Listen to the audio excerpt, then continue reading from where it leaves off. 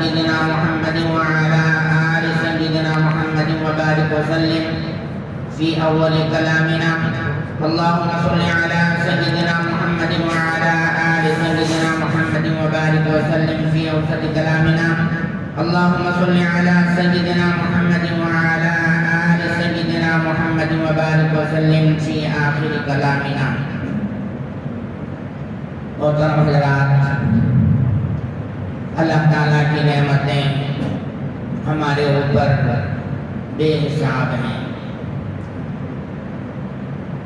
ہم اللہ تبارک و تعالیٰ کی نعمتوں میں گویا ڈوبے ہوئے ہیں. سانس جو ہماری چل رہی ہے، جس کے ذریعے سے ہماری زندگی باقی رہتی ہے، یہ بھی اللہ تعالیٰ کی بہت بڑی نعمت ہے. صحت و عافیت، یہ بھی اللہ تعالیٰ کی بڑی نعمت ہے. ایمان اللہ تعالیٰ نے جو ہمیں عطا فرمایا، یہ بھی اللہ تعالیٰ کی بڑی نعمت ہے. اور اسی طریقے سے ہدایت کا نور جو اللہ تعالیٰ نے ہمیں عطا فرمایا، وہ بھی اللہ تعالیٰ کی بڑی نعمت ہے. انہی نعمتوں میں سے ایک نعمت اوقات کی بھی ہے کہ اللہ تبارک و تعالیٰ بعض اوقات کو فضیلت والا بنا دیتے ہیں اور یہ کہتے ہیں کہ ان اوقات میں اگر تم نیکی کرو گے تو نیکی کا بہاؤ بڑھا دیں گے، زیادہ ثواب دیں گے.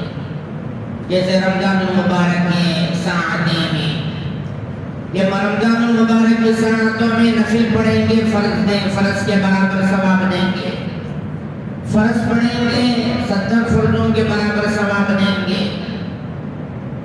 رمضان المبارک میں جو بھی نیکی کریں گے اس کا ثواب 70 گنا زیادہ دیں گے.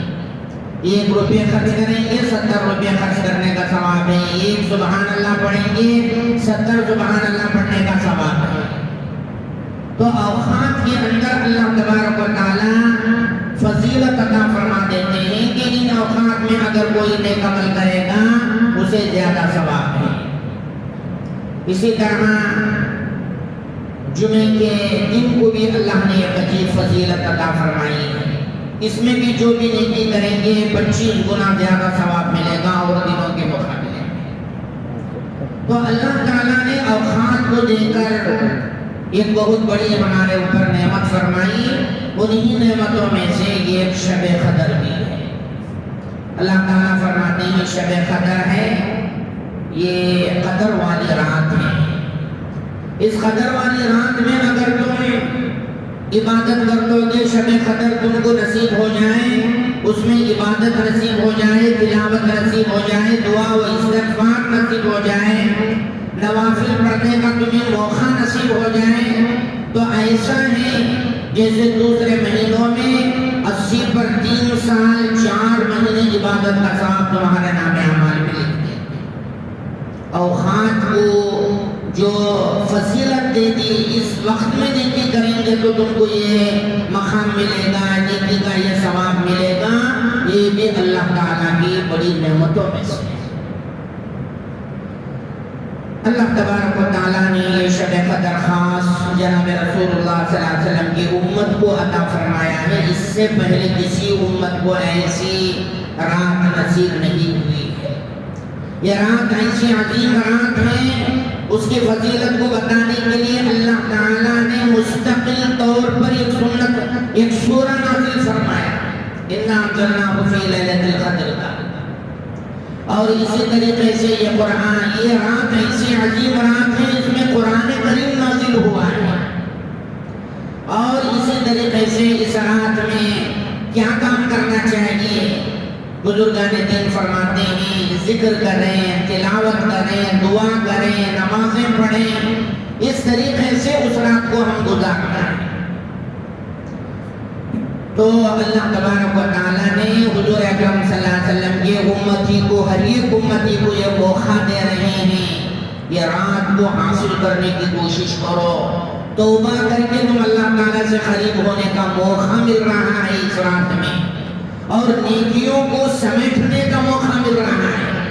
خوب نیکیوں سے اپنی جھولیوں کو بھرنے کا موقع ہے اس رات کو. ہرگز ضائع ہرگز جو ہے اس رات سے جو ہے ضائع نہ ہونے دے، اس رات پر پوری کوشش ایڑی کی چوٹی لگا دینا چاہیے۔ اسی رات کو حاصل کرنے کے لیے جناب رسول اللہ صلی اللہ علیہ وسلم رمضان کے اخیر عشرے کا اعتکاف فرماتے تھے، کہیں وہ رات میرے ہاتھ سے چلی نہ جائے۔ اور رات اللہ تعالیٰ نے جیسے فرمایا 5 تاخراتوں میں، وہ کسی ایک رات میں ہو سکتی ہے۔ اللہ کے نبی دیکھیے اتنے بڑے نیک تھے، پرہیزگار تھے، اپنے آپ کو گناہوں سے اتنا بچاتے تھے، لیکن اس رات کو حاصل کرنے کے لیے وہ 5 راتیں بھی جاگ رہے ہیں، ان تاخراتوں کے ساتھ جو اور 5 راتیں ہیں اسے بھی جاگ رہے ہیں، اور اپنے گھر میں نہیں ہیں بلکہ مسجد میں آ کر جاگ رہے ہیں۔ حدیثوں میں آتا ہے کہ اللہ کے نبی علیہ السلام جب اخیر عشرہ آتا تھا تو اپنی ازار کو کس کر باندھ لیتے تھے، مطلب یہ ہے کہ عبادت میں زور لگاتے تھے، عبادت میں ہمت لگاتے تھے، اور کس کر باندھ لینے کا ایک مطلب یہ ہے ملاقات وغیرہ بھی نہیں ہوتی تھی ان راتوں میں، یعنی شب قدر کی یہ آخری کی 10 رات ہوئی۔ تو میرے بھائیوں بزرگ دوستوں، اللہ کے نبی اتنا اسے فوکس دے رہے ہیں، اعتکاف بیٹھ رہے ہیں، اور 5 راتیں بھی اس کے ساتھ 5 راتیں بھی جاگ رہے ہیں۔ ہم حضور کے امتی ہیں، گناہوں کے دلدل میں ڈوبے ہوئے ہیں، نیکیوں سے کوسوں دور ہیں، ہم اس رات کی کتنے زیادہ محتاج ہیں، ہر ایک آدمی اپنے کی زبان میں جھانک کر دیکھ سکتا ہے۔ تو اس رات کو ہم ضائع ہونے نہیں دینا چاہیے، اس رات کو مومن جو ہے غفلت میں نہ گزارے، عبادت میں گزارے، ذکر دعا میں استغفار میں گزارنے کی کوشش کرے۔ تو اس رات کی فضیلت میں اللہ تبارک و تعالیٰ نے ایک سورہ نازل کیا ہے، اس سورہ کا ترجمہ سنتے چلیے۔ اللہ تعالیٰ کیا فرماتے ہیں؟ ہم نے اس قرآن کو شب قدر میں اتارا ہے، اور آپ کیا سمجھتے ہیں شب قدر کیا ہے؟ شب قدر فضیلت، برکت، اجر و ثواب میں 1000 مہینوں سے بہتر ہے۔ اس رات میں فرشتے اور روح الامین اپنے رب کے حکم سے خیر و برکت کے ہر امر کے ساتھ اترتے ہیں۔ یہ رات طلوع فجر تک سراسر سلامتی والی رات ہے۔ یہ سورہ قدر کا ترجمہ ہے۔ اس میں میرے بھائیوں بزرگ دوستوں 4 باتیں بتائی گئی ہیں۔ سب سے پہلی بات یہ ہے کہ اس رات میں قرآن نازل ہوا۔ دوسری بات اس میں یہ بتائی گئی ہے یہ رات 1000 مہینوں سے بہتر ہے۔ تیسری بات یہ بتائی گئی جبرائیل علیہ السلام اپنے فرشتوں کے ساتھ آتے ہیں، اپنے ساتھی جو فرشتے ہیں ان کے ساتھ آتے ہیں اس رات میں۔ چوتھی بات یہ بتائی گئی صبح تک یہ رات سلامتی والی ہے۔ سب سے پہلے قرآن نازل ہوا ہے اس رات میں، اس رات یعنی شب قدر میں قرآن نازل ہوا، یعنی آسمان دنیا سے، لوح محفوظ سے آسمان دنیا میں جو بیت العزت ہے اس گھر میں وہ قرآن نازل ہوا۔ لوح محفوظ میں تھا وہ قرآن، اس قرآن کو اللہ تبارک و تعالیٰ نے آسمان دنیا پر جو بیت العزت ہے، عزت کا جو گھر ہے، اس میں اللہ تعالیٰ نے قرآن کو نازل کیا شب قدر میں۔ یہ شب قدر آنے سے پہلے جو شب برات آئی، اس شب برات میں اس قرآن کے نازل ہونے کا فیصلہ کیا گیا، یہ قرآن نازل کریں گے ہم اس قرآن کو لوح محفوظ سے جو ہے آسمان دنیا میں بیت العزت میں نازل کریں گے۔ وہ شب برات میں فیصلہ ہوا، فیصلے پر عمل ہوا شب قدر میں۔ تو بہرحال یہ قرآن نازل ہو گیا، اور نازل ہونے کے بعد ربیع الاول کے مہینے میں پیر کے دن سے آیتیں نازل ہونا شروع ہوئی، اور ذی الحجہ کے مہینے میں پوری آیتیں نازل ہو گئیں۔ یہ پورا قرآن نازل ہونے کے لیے حضور اکرم صلی اللہ علیہ وسلم پر 23 سال لگے۔ وہ بیت العزت سے جب نازل ہونا شروع ہوا، ربیع الاول کا مہینہ تھا، پیر کا دن تھا، اور جب وہ آخری جو مہینہ تھا اس کے نازل ہونے کا آخری جو آیت نازل ہوئی ہے وہ جو ہے ذی الحجہ کا مہینہ تھا۔ تھوڑا تھوڑا کر کے جناب رسول اللہ صلی اللہ علیہ وسلم پر 23 سال تک نازل ہوتا رہا۔ کفار کا بڑا اعتراض بھی تھا کہ سارا قرآن ایک ہی نازل ہو جانا چاہیے، لیکن اللہ نے اس کا جواب دیا۔ کفار الگ الگ اعتبار سے حضور کو پریشان کر رہے ہیں، حضور کی تسلی کے لیے جب جب ضرورت پڑتی ہے ہم نازل کرتے ہیں، تو اور اس لیے تھوڑا تھوڑا کر کے بھی نازل کرتے ہیں تاکہ اللہ کے نبی کے دل میں اچھی طریقے سے جم جائے۔ ایک دم نازل کریں گے تو بات نہیں ہوگی۔ تو یہ قرآن نازل ہوا ہے جناب رسول اللہ صلی اللہ علیہ وسلم پر، اور دوسری بات یہ کہی گئی 1000 مہینوں سے افضل ہیں، یعنی اس رات میں عبادت کریں گے 80 پر 3 سال 4 مہینے کی عبادت کا ثواب ملتا ہے۔ 1000 مہینے سے افضل ہے تو یہ مطلب یہ بھی ہے کہ انسان کی بھلائی کا انتظام 1000 مہینوں میں اتنا نہیں ہوا جتنا ایک رات میں ہو گیا ہے۔ ایک رات میں ایسا قرآن نازل جو آسمان لوح محفوظ سے آسمان دنیا پر نازل ہو گیا، انسان کی ہدایت کا سارا سامان اس کے اندر موجود ہے۔ 1000 مہینوں میں اتنا انتظام نہیں ہوگا انسان کی بھلائی کا، انسان کی بھلائی کا پروگرام اتنا اچھے انداز میں نہیں ہوا ہوگا جتنا اس ایک رات میں ہو گیا۔ ایک مطلب یہ بھی ہے، اور فرماتے ہیں اس کی عبادت کا ثواب جو ہے، اس رات میں عبادت کا ثواب جو ہے 1000 مہینوں سے زیادہ ہے۔ فرماتے ہیں اللہ تبارک و تعالیٰ اس رات میں جو جاگتا ہے، حدیث میں آتا ہے من قام لیلۃ القدر ایمانا واحتسابا غفر له ما تقدم من ذنبه، جو آدمی شب قدر میں جاگ لیتا ہے اسے جو ہے اللہ تبارک و تعالیٰ 1000 مہینوں سے زیادہ عبادت فرماتے ہیں اس کی مغفرت ہو جاتی ہے۔ من قام لیلۃ القدر ایمانا واحتسابا غفر له ما تقدم من ذنبه، شب قدر میں جو جان کر عبادت کر لیا پچھلے سارے گناہ اس کے معاف ہو جاتے ہیں۔ چھوٹے چھوٹے گناہ تو معاف ہو جاتے ہیں، لیکن اگر توبہ کر لیا بڑے بڑے گناہوں کی بھی اللہ تعالیٰ اسے بھی معاف کر سکتا ہے۔ تو بہرحال یہ رات توبہ کرنے کی رات ہے، اللہ تعالیٰ کو منوا لینے کی رات ہے، نیکیوں کو سمیٹنے کی رات ہے۔ اور تیسری بات جو فرمائی، فرشتے جو ہیں آتے ہیں اس رات میں حضرت جبرائیل علیہ السلام کے ساتھ۔ کیوں آتے ہیں؟ وہ اس لیے آتے ہیں جب اللہ تعالیٰ نے ان کے سامنے عرض کیا تھا کہ میں ایک آدم پیدا کر رہا ہوں، وہ دنیا میں جائیں گے عبادت وغیرہ کریں گے، تو فرشتے اس موقع پر اعتراض کیے تھے اے اللہ ہم تیری تسبیح کے لیے کافی ہیں، تیری عبادت کے لیے کافی ہیں، آپ ایک ایسے انسان کو کیوں پیدا کر رہے ہیں جو دنیا میں جا کر خون ریزی کرے، فساد کرے؟ اس لیے کہ ہم آنے سے پہلے انہوں نے جنوں کو دیکھا تھا، ہمارے آنے سے پہلے جن بسا کرتے تھے، انہوں نے دیکھا تھا ان کی خون ریزی، ان کا فساد، تو یہ انسان بھی ایسا ہی ہوگا۔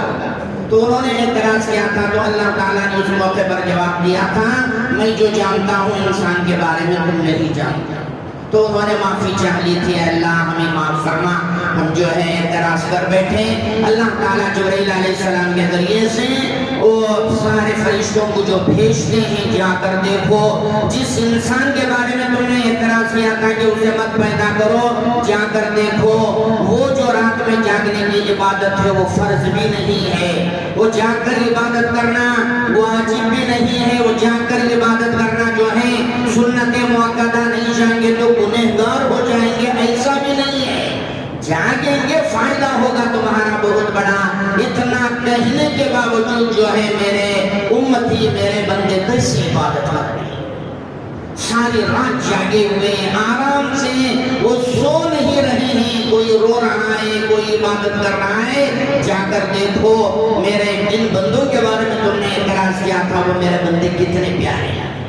تو اللہ تعالیٰ یہ بتانے کے لیے فرشتوں کو بھیجتا ہے، اور سلامتی والی یہ رات ہے، یعنی ہر قسم کے شر سے، شیطان کے شر سے حفاظت والی رات ہے، سلامتی والی رات ہے کا ایک مطلب یہ ہے فرشتے امت محمدیہ کو سلام کرتے ہیں، اور اسی طریقے سے آپس میں بھی وہ ایک دوسرے کو سلام کرتے ہیں، جب وہاں سے اتر رہے ہیں ایک دوسرے کو دیکھ کر بھی سلام کرتے ہیں۔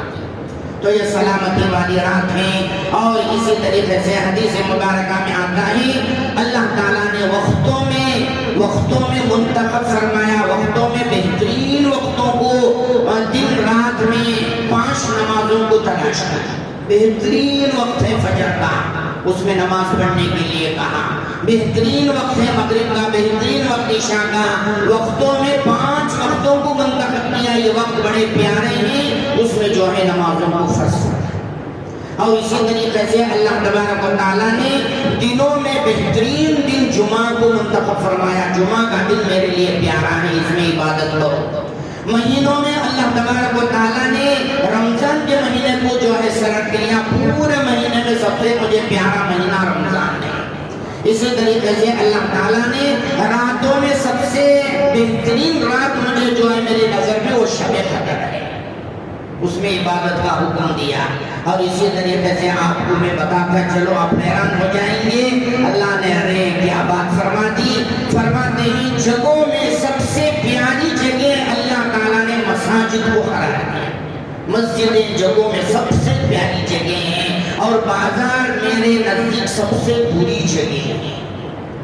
تو فرماتے ہیں یہ بہترین فرماتے ہیں اللہ تعالیٰ نے سلیکٹ کیا ہے، دن کو سلیکٹ کیا، رات کو سلیکٹ کیا، جگہ سلیکٹ کیے، اور اسی طرح مہینے کو بتایا، اور اسی طرح وقتوں کو بتایا، اس کے ہم قدر کریں۔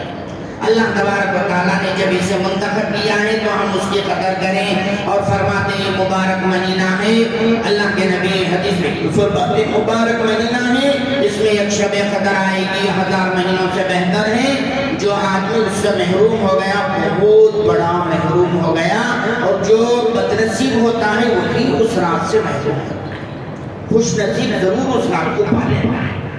اس لیے میرے بھائیوں بہنوں دوستو، فرماتے ہیں اس رات کو ہم جاگنے کی کوشش کریں۔ کئی لوگ فرماتے ہیں کیسے جاگیں، فرماتے ہیں کوئی کہتا ہے کہ زیادہ نوافل کے ساتھ جاگیں، کوئی کہتے ہیں ذکر سے جاگیں، کوئی کہتے ہیں تلاوت سے جاگیں، کوئی کہتے ہیں نماز سے جاگیں۔ ایک بہت بڑے عالم دین فرماتے ہیں ایک ہی عبادت کرتے ہوئے جاگیں گے تو جو ہے بیزاری محسوس ہوگی، اس لیے سارے عبادتیں کبھی کسی وقت کچھ، کسی وقت کچھ، کسی وقت کچھ کرو، کچھ نوافل پڑھو، کچھ تلاوت کرو، کچھ ذکر کرو، کچھ دعائیں کرو، رات کا جاگنا جو ہے تمہارے لیے بہت آسان ہو جائے گا۔ جاگنا عبادت ہے، صرف جاگنا عبادت نہیں، عبادت کے ساتھ جاگنا عبادت ہے۔ اگر کوئی آدمی نوجوان عام طور سے مزاج بنا ہوا ہے، کہاں جاگ رہے ہیں، کہاں جاگ رہے ہیں بھی، بازاروں میں جاگ رہے ہیں، ہوٹلوں میں گرم ٹھنڈا لیتے ہوئے جاگ رہے ہیں، اور جو ہے گلیوں میں سیر کرتے ہوئے جاگ رہے ہیں، گناہ کے ساتھ جاگ رہے ہیں۔ فرماتے ہیں اس رات میں جاگنا جتنا زیادہ عبادت ہے، گناہ کریں گے تو وہ گناہ کا وبال بھی بہت زیادہ ہو جائے گا۔ تو اس لیے میرے بھائیوں بزرگوں دوستوں بہت زیادہ سوچ سمجھ کر جو ہے جاگنا چاہیے عبادت کے ساتھ۔ صرف 27 ہی کو جاگنا نہیں چاہیے، کبھی ہو سکتا ہے 2 راتیں ہماری گزر گئی، 21ویں اور اسی طریقے سے 23ویں، ہو سکتا ہے شب قدر ہماری گزر گئی، 5 راتوں کو بھی جاگنا ہے۔ کبھی کبھی عدل بدل کے بھی آتا ہے، زیادہ فرماتے ہیں بزرگان دین 27 میں آتا ہے، لیکن عدل بدل کے بھی آتا ہے۔ اس لیے یہ چیز دن کو ہمیں نہیں بنا لینا چاہیے۔ دعا کیجیے اللہ